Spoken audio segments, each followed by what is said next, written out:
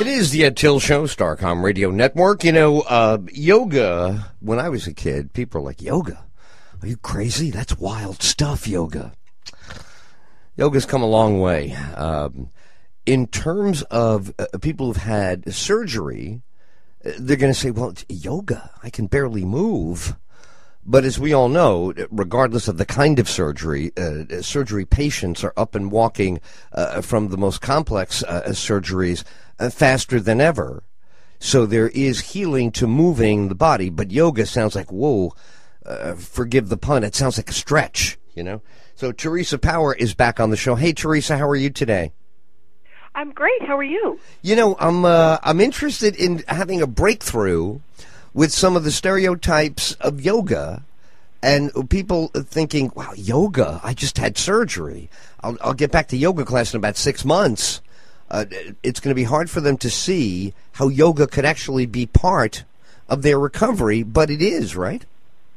Oh, it definitely is. And believe me, for everyone that's listening out there, it does sound rather ridiculous to go and be doing a yoga class after surgery, but it's a little different than that. So I want to reassure people that they're not going to be going to do some power yoga or stretching, you know, in some weird contortions.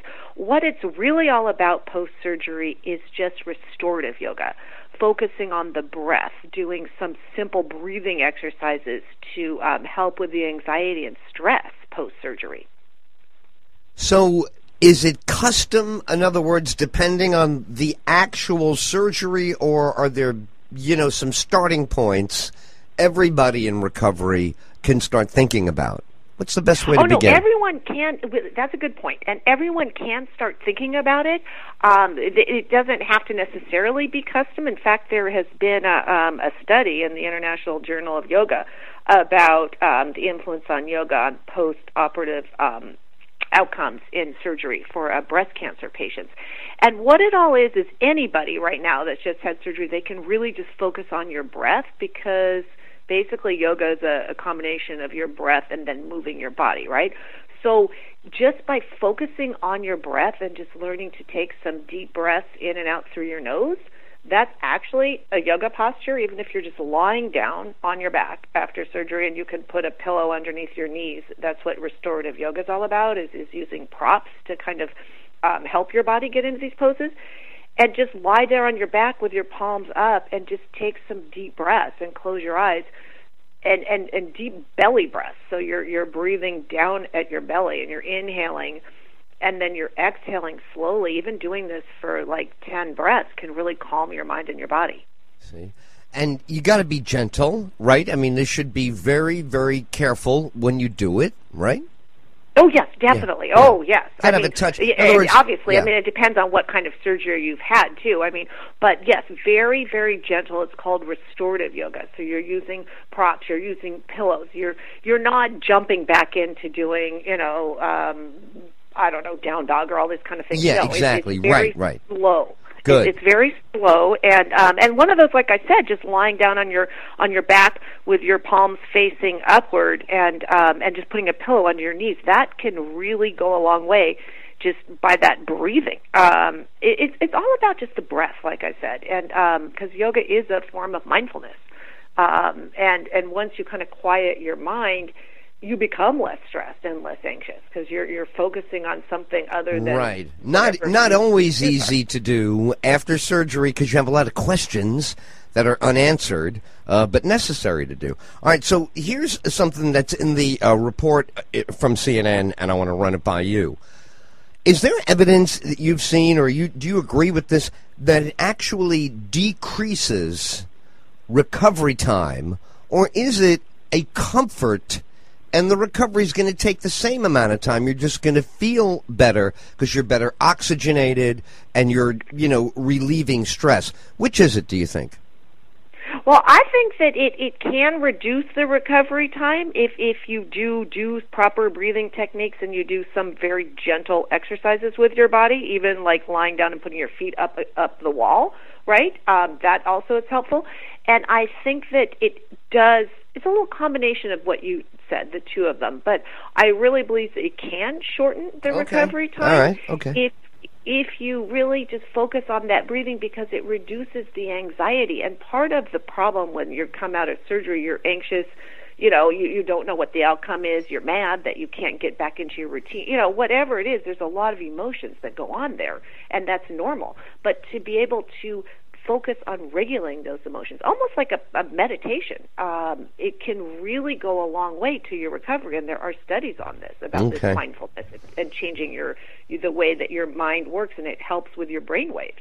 Let me mention another word here that's in the article, and people will recognize this from either singing or acting when they were kids. Your teacher might have said you got to sing from or breathe from your diaphragm. Diaphragmatic breathing. Now, it's a big word, and people go, well, what do you mean? I'm breathing wrong? I've been breathing my whole life. I breathe all day. How could this be a new way for me to breathe, et cetera, et cetera? So lay that out there. Most people don't breathe deeply into their abdomen most of the time, right? Especially if you have like a physical job, you're driving a truck, you're driving a cab, you're getting up from your desk all day. It's something you have to be mindful of, and then when it happens, it's different. Can you explain? Yes, because most people don't breathe that way, I will tell you. We're still all alive, we're still breathing, we can, it's fine, don't panic, because it's fine to breathe, but a deeper way to relax is to really focus on it. So what you're going to do is you're going to inhale, and I always tell people to inhale through their nose because you're getting more oxygen into your brain, right, and into your lungs. So you take a deep breath in through your nose, close your mouth, and then on the inhale, you expand your stomach. So you're consciously thinking about this. And on the exhale, you exhale again through your nose. This is part of yoga breathing. You exhale through your nose and hold in your stomach.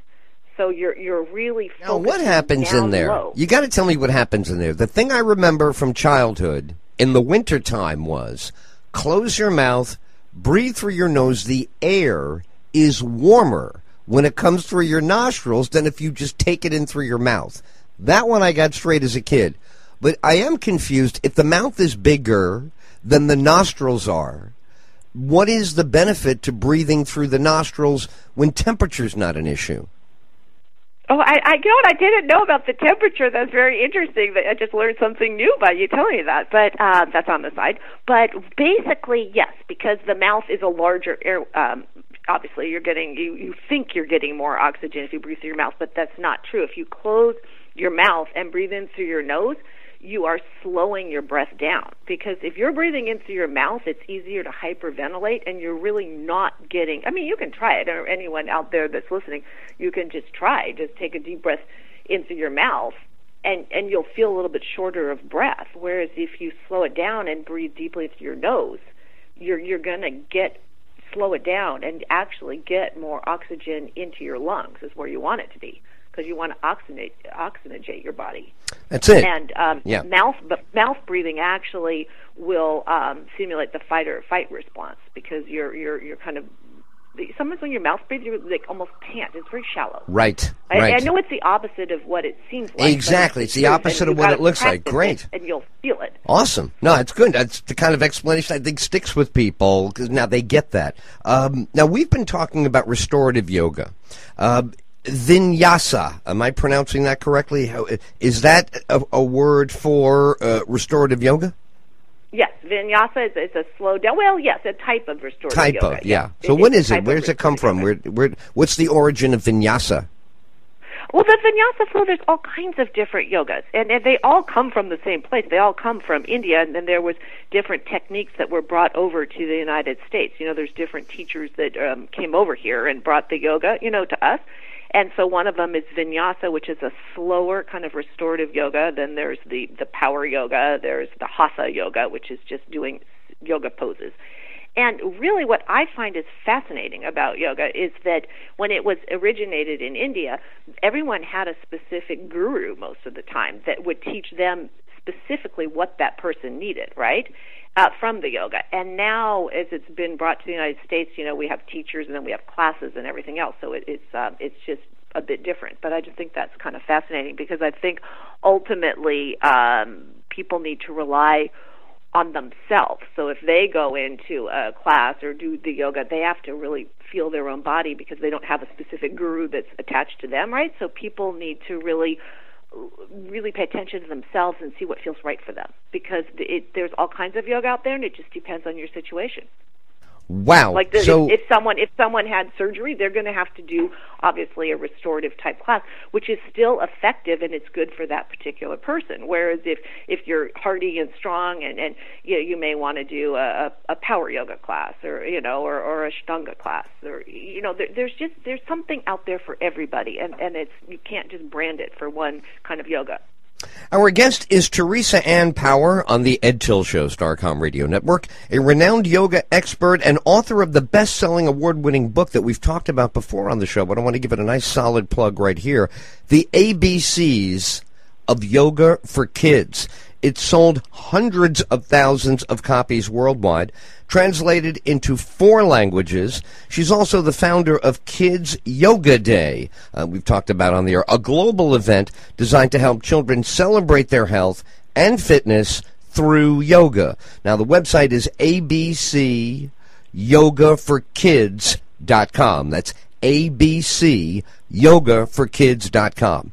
So, are you good at doing just that for people? If people are like, whoa, yoga is so many different things, could they write to you and say, look, I'm trying to do this, or I've had that, and which is the right yoga for me? What's the easiest way to know this if we didn't have you to ask? Well, yes, I can definitely do it, and another way to do it is for them just to go if they are going to be going into a yoga studio, they can ask the person there in charge, what's the best kind of class according to their specific needs. Or if they do go to a class, they can tell the instructor what ailments they have, or things they need to work on. Or people could email me. I mean, I'm happy to take people's emails at teresa@abcyogaforkids.com, and they can explain to me, because a lot of times maybe people can't go to a class, and maybe the people who are listening right now don't have that luxury. So my goal, that's why I wrote my book for kids, but I also teach adults as well and seniors as well. But I want to make yoga accessible to everybody and not necessarily have to go to a class if they don't want to. They can do simple things at home as well. Wow, that's really awesome. Because I will tell you, it's been around my whole life. And really, I grew up in New York, so it wasn't unaccepted. Even people are astounded by this, but we had lots of chiropractors in our neighborhood. It was really not shunned on. Our medical doctor, Dr. Sherman, never said stay away from the chiropractor. You know what I mean? Today it's a whole different world out there. So knowing, beyond the word yoga and its ancient benefits would be really great to be able to ask you that. All right, so I'm doing a new thing with all of our favorite guests. You want to play along? I think it'll be a lot of fun here as we wrap up. I would love to. I love being on your show, and I love talking to you. I'll play along, yes. Yeah, but I love having you on. You're perfect. We're beginning. Today's Monday still, isn't it? Is today still Monday? Today's still Monday in Los Angeles. I'm in Los Angeles, and it's still Monday, yes. It's Monday 3 hours longer when I used to live in... Exactly. Oh, dear, yes. When I lived in Santa Clarita, I worked at KABC in Culver City. I had quite a drive. And one of the things that used to drive me nuts was getting so enveloped in my own time zone, and if I wanted to say hi to mom or friends, or forget about it with the 3 hours. It'd finally catch up to me 11 o'clock at night. Oh, I think I'll call and say hello. Boom, it's 2 a.m. back there. So I loved, and hated at the same time the whole 3 hour difference. But let me give you the good question. You're going to be the perfect one to answer. When you were in high school, college, did you have vinyl albums? Did you have cassettes? Did you have CDs? I had vinyl albums and I had cassettes. I love it. See, you're right away. Great first answer. So now we're going to make you a guest DJ for Starcom Evenings of Music right now by your selection. So you don't have to feel any pressure, but if you were going to reach, let's say it's a Saturday, you got some time to yourself, you're going to pull an album that's going to keep you company, because what you're going to do is play the whole album through while you're doing something. It's going to keep you company. What album might you grab?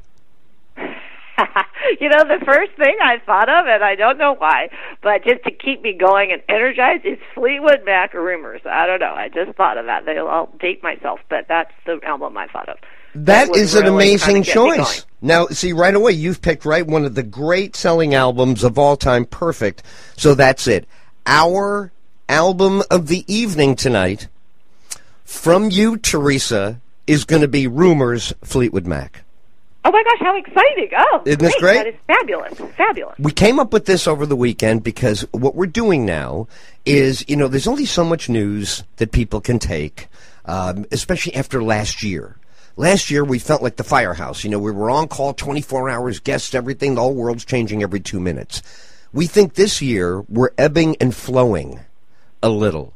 And now our evenings are going to have all of the great albums of our own album collections. I love it. I absolutely love it. And I really believe that music can alter your kind of state of mind just like yoga can. I mean, in fact, I teach yoga with music, and I think it's a really great, depending on the type of class I'm teaching, but whether it be classical music or sometimes maybe a Fleetwood Mac song, gets people going doing some yoga. So, yeah, I really believe in the power of music. Fabulous. Oh, you're great. You are so good. All right, listen to this. This is so fun. I love it. I'm teasing it for later. In other words, we're talking about it. I'm letting them have a little taste now. And then this evening, the entire album, all the way through, uninterrupted. Teresa Ann Power, you are a joy to have on the show. Thank you for making time today. Oh, well, thank you for having me back. I love it. Thank you. You bet. What a great suggestion. All right, so you're going to get this album tonight thanks to our guest, Teresa Ann Power, renowned yoga expert and author of the best-selling book, The ABCs of Yoga for Kids. Now, she said if you have a question about what yoga or can yoga help me, you can email Teresa, very easy, Teresa, Teresa, Teresa at abcyogaforkids.com. It's the Ed Till Show on Starcom, Radio Network, AM/FM stations all across America. News, weather, traffic, and the close on Wall Street are coming up next. Tonight's special album, all the way through, is Rumors from Fleetwood Mac on Starcom, Radio Network.